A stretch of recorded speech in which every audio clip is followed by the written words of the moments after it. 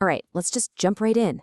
Welcome to this explainer, where we're going to unpack a truly intense geopolitical look at something most of us probably take for granted on a daily basis: the actual survival of human knowledge.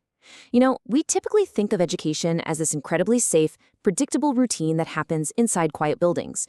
But what happens when that safety totally shatters?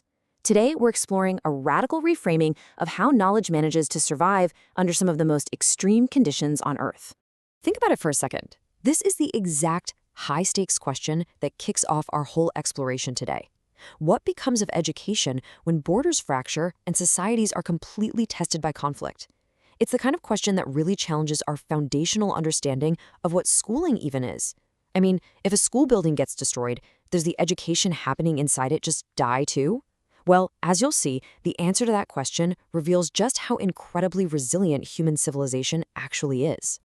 To figure this out, we're going to demystify a dense, really evocative, and just profoundly rigorous academic text that was recently published by Savio Antonio Vogt. It's titled TRACTATUS de GEOGRAPHIA SYSTEMICA et SECURITATE CONFINIUM, which roughly translates to a treatise on systemic geography and border security. And this book is a massive undertaking.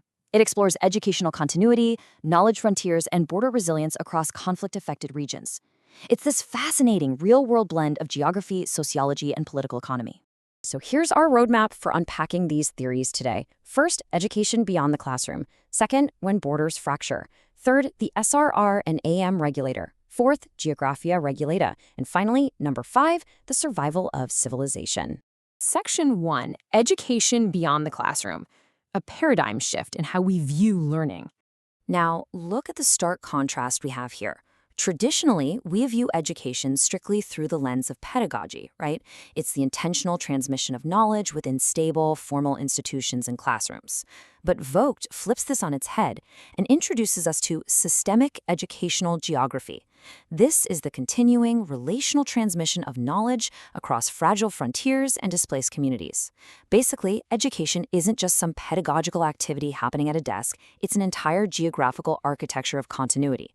Knowledge literally travels. It moves through families, digital networks, refugee camps, completely independent of any state authority. Moving right along to Section 2, When Borders Fracture, the Geopolitical Conflict. Vogt really hits the nail on the head with this quote from the book. He says, educational meaning rarely terminates with the collapse of classrooms or the disruption of formal systems. Knowledge continues to travel. When we look at conflict zones, we don't just see the destruction of buildings, we see the sheer incredible adaptability of human beings. The destruction of a physical classroom absolutely does not mean the death of the knowledge held within that community. And this brings us to what Vogt calls knowledge frontiers.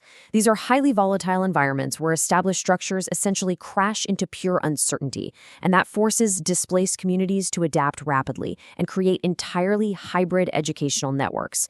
You might have humanitarian groups setting up temporary tents, or families fiercely working to preserve their native language. Think about underground schools operating during wartime occupations. These borderlands aren't just zones of vulnerability. They are active, dynamic spaces where totally new systems of resilience are built on the fly. Section 3, the SRA and AM regulator, the mechanics of survival. So how does this actually work on a mechanical level? Vogt lays out this really elegant mechanism called the Scale-Regulated Aggregation, or SRA program. Phase 1 is simply the accumulation of knowledge. But obviously, accumulation isn't enough on its own. Phase 2 is regulating the transmission of that knowledge across totally different scales, from a single displaced family all the way up to an entire community. And then Phase 3 is maintaining coherence despite massive ongoing disruption. Because, as Vogt points out, systems that just accumulate knowledge without regulating it will ultimately fragment and collapse when they're tested by war. And to prevent that exact fragmentation, Vogt introduces the SRA-AM regulator framework. You can think of the AM regulator as the crucial anchor for the whole operation. It prevents educational fragmentation by constantly adapting to shifting geopolitics. What's truly fascinating about this is how it connects microscopic family memory, like literally the lessons a parent teaches a child in a refugee camp, straight up to macro-institutional capacity. It ensures that the system can adapt to severe conflict without completely falling apart.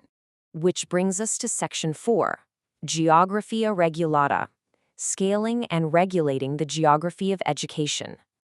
Okay, so what is Geographia regulated? It's the overarching framework through which educational geography is scaled, regulated, and integrated into the continuity of civilization itself, preserving meaning amidst territorial instability. It is this fundamental understanding that geography and education are constantly regulating one another. It's how a society actually sustains itself when its borders are actively shifting and its physical institutions are crumbling to the ground. It is, in essence, the ultimate survival mechanism for a civilization's identity and its knowledge. And here's what's truly wild about Vogt's approach, his strict commitment to scientific accountability. Geographia Regulata is absolutely not intended to be some closed-off philosophical doctrine or permanent set of beliefs. He formulated it specifically as a testable research program. It requires methodological falsifiability. It is totally open to empirical challenge and revision. Vogt actually insists that if future evidence shows knowledge survives through entirely different mechanisms, then his framework has to be revised or thrown out. That adds just an immense amount of intellectual rigor to his work. Finally, Section 5, the survival of civilization, taking the macro perspective.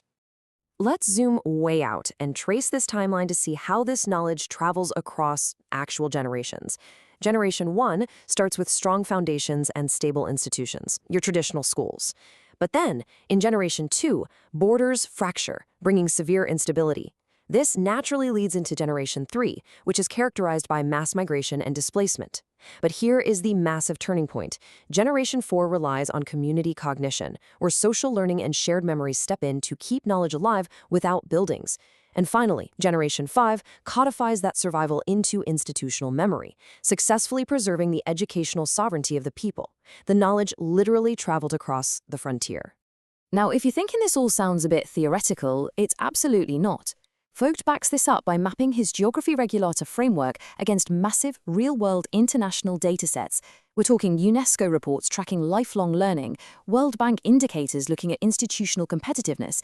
He even uses hardcore crisis data from Education Cannot Wait to prove that these exact survival mechanisms exist right now in the most fragile humanitarian environments on Earth. The empirical evidence is frankly staggering. So we've seen today that education is so much more than just buildings and pedagogy. It is a relentless geographic force that ensures human continuity against literally all odds. So I'll leave you with this. If classrooms were to collapse tomorrow, what part of civilizational knowledge are you prepared to carry across the frontier? Thanks for joining me on this explainer. Keep learning and keep asking those big questions.